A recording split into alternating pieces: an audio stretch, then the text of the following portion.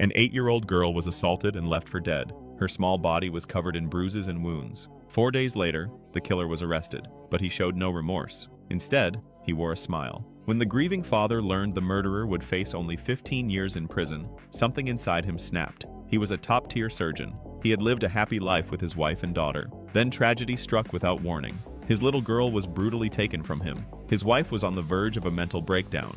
Although the police captured the suspect, the father's anger did not fade. The law could punish evil, but it could not bring him peace. A dark idea began to form in his mind. He went to an abandoned shed behind his house. After cleaning it up, he put his plan into motion. He hired a hitman to intercept the prison transport van. The hitman injected the driver with a sedative. The father followed the transport vehicle the entire way. Soon, the driver began to lose consciousness. The father stepped forward, flashing his medical license and offering help. As the officers helped the driver out of the van, the father climbed behind the wheel and drove off. He headed to an abandoned factory. There, he drugged the killer and knocked him out. He stuffed the unconscious man into the trunk of his car. Then he drove back to the shed. He intended to make the murderer suffer every ounce of pain his daughter had endured. He hung the man from the ceiling and restrained him tightly. When the killer finally woke from the sedative, he had no idea where he was. He turned to the father and demanded to know who he was. The father stared at him in silence. The look in his eyes made the killer afraid. The realization slowly dawned on him.